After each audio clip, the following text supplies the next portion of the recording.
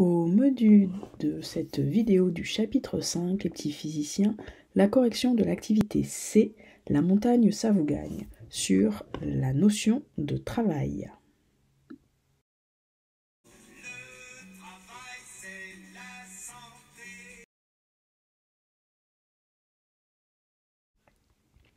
Donc vous prenez connaissance de cette activité à la page 8 du e-magazine, vous lisez l'ensemble des documents et vous commencez à réfléchir aux questions. Si vous bloquez, vous n'hésitez pas à lancer la vidéo pour vous aider. Donc pour la première question de cette activité, on veut calculer le travail du poids lors de l'ascension du mont Canigou par notre cher randonneur Gauthier, soit sur deux parcours. Le parcours DS du point de départ à 300 mètres jusqu'en haut du Canigou à 2784 mètres, ou par un parcours en deux étapes entre le départ à 300 mètres au point D, en passant par un gîte d'étape à 1600 mètres d'altitude, le point C. Donc pour le premier parcours, question 1, petit 1, entre le point D et le point S. Donc, refaisons ici un schéma de notre situation. On veut calculer le travail entre deux points, le point D et le point S. La force qui nous intéresse, c'est le poids P. Le travail du poids s'exprime donc P scalaire ds. L'expression du produit scalaire que vous avez vu en maths est égale à la norme de P fois la norme de ds multipliée par le cosinus alpha de l'angle entre le vecteur P et le vecteur ds, angle alpha représenté ici sur le schéma. Dans notre problème physique, nous avons différentes données supplémentaires. On connaît l'altitude en mètres du point D, noté HD, qui est de 300 mètres, qui est également l'altitude du point D', projection du point S sur l'horizontale, et on connaît l'altitude du point S, noté HS, de 2784 mètres.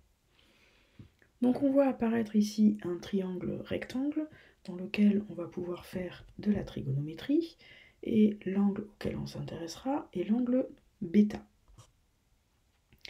En effet, ici on connaît la longueur ds et la différence d'altitude entre S et D, entre la longueur SD'.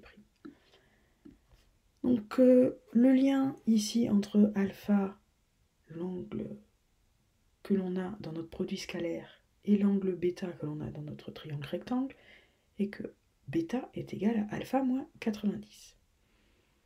Dans le cercle trigonométrique ou dans les données du problème, on voit que le cosinus alpha, qui nous intéresse, est égal à moins le sinus de l'angle alpha moins 90. On a donc que cosinus alpha, étant donné que alpha moins 90 c'est l'angle que l'on a nommé bêta, on a cosinus alpha qui est égal à moins sinus bêta. Le sinus bêta, dans notre triangle D'S rectangle en D', c'est égal au côté opposé sur l'hypoténuse, c'est-à-dire à la longueur SD' sur la longueur DS. On réinjecte tout ceci dans le cosinus alpha, et on obtient donc que notre cosinus alpha est égal à moins, ne pas oublier ce signe moins, SD' sur DS. On retient cette formule et on revient à notre expression du travail du poids sur le trajet DS. Donc on a vu que cosinus alpha était égal à moins SD' sur DS, et on sait aussi que l'expression du poids, la norme du poids P, est égale à mg, la masse, fois l'intensité de gravité, petit g, qui est égal à 9,8 Newton par kilogramme, je vous le rappelle. Je réinjecte ces deux expressions de cosinus alpha et de P dans l'expression du travail, et on obtient que le travail du poids sur le trajet ds est égal à mg fois ds fois moins SD' sur ds. On voit que cette expression peut se simplifier puisqu'on a ds qui apparaît au numérateur et au dénominateur. Et sachant que SD', la distance SD', c'est la différence d'altitude entre le point S et le point D, c'est-à-dire HS moins HD, en faisant bien attention de ne pas se tromper dans les signes, on obtient que le travail du poids sur le trajet ds est égal à mg, facteur de HD moins HS. mg, facteur de la différence d'altitude entre le point de départ et le point d'arrivée. Voilà pour le premier parcours numéro 1 entre D et S. Voyons maintenant pour le parcours numéro 2 entre D et C, puis entre C et S. On va donc faire ici deux calculs. Un premier calcul, on pourrait refaire tout le calcul vu précédemment pour le trajet DC. On a exactement le même schéma, si ce n'est que le point O ne s'appelle plus le point S comme précédemment, mais le point C. Donc, par analogie, on a le travail du poids sur le chemin DC qui est égal à mg, facteur de HD moins HC, hauteur de départ moins hauteur d'arrivée. Et sur la deuxième partie du parcours, entre le point C et le point S, on a ici un schéma symétrique, mais analogue, où le point de départ c'est le point C, et le point d'arrivée c'est le point S. Donc le travail entre le point C et le point S du poids, c'est égal à mg, facteur de HC moins HS.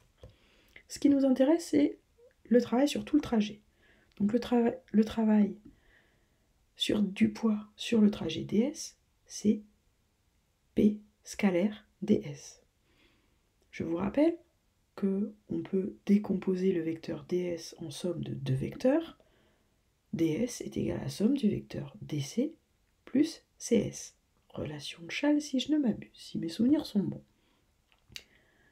On sait qu'il y a la distributivité du produit scalaire, donc P scalaire ds est égal à P scalaire dc plus P scalaire cs. On voit ici apparaître l'expression du travail du poids sur le chemin dc plus le travail du poids sur le chemin cs. Donc le travail du poids sur ds est égal à la somme des travaux du poids sur dc plus cs.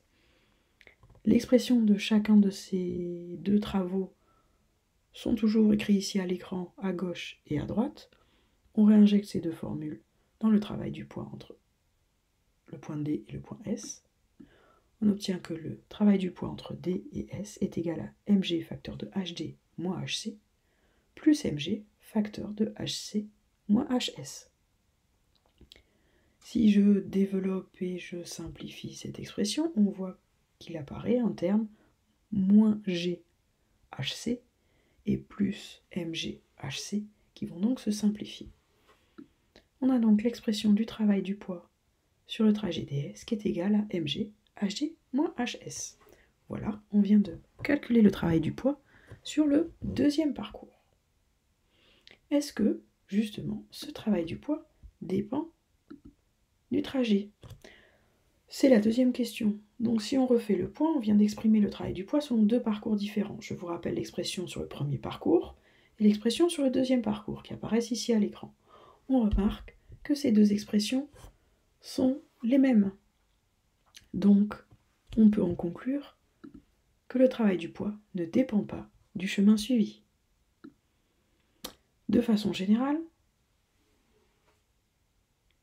la propriété à retenir et qui sera notée dans le cours, entre deux points A et B, le travail du poids ne dépend que des altitudes, des points de départ et des points d'arrivée.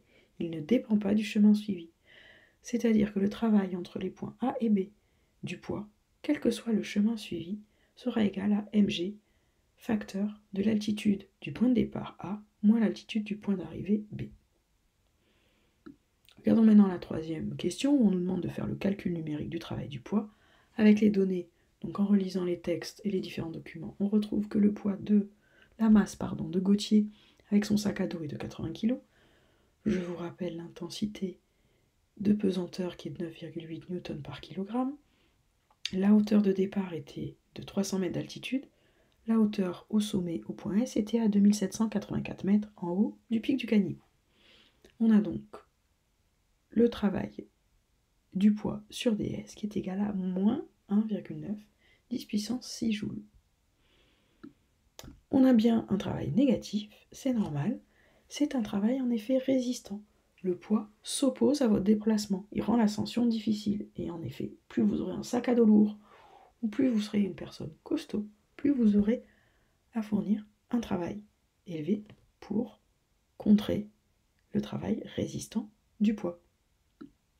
Donc si on considère que l'énergie que vous dépensez, qu'un randonneur dépense lors d'une ascension, en fin de compte ça correspond au travail moteur qu'il va falloir que vous fournissiez pour compenser le travail du poids qui lui est un travail résistant et qui résiste à votre ascension. Cette énergie du coup ne dépend pas du trajet suivi puisque le travail résistant du poids ne dépend pas du chemin suivi. En fait, vous avez l'impression d'être plus ou moins fatigué selon le trajet, car vous dépensez cette énergie sur un laps de temps plus ou moins long. C'est ça qui change. Mais l'énergie dépensée en elle-même est la même. Et cette énergie dépensée, c'est l'opposé du travail résistant du poids. Elle est donc de 1,9 10 puissance 6 joules. Dernière petite remarque sur cette activité, où on a établi la notion de calcul du travail. Plus particulièrement, on a calculé le travail du poids.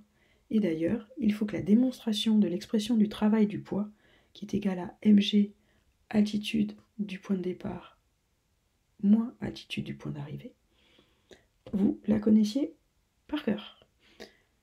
Vous pouvez la retrouver dans le cours 3.2. C'est terminé pour cette activité.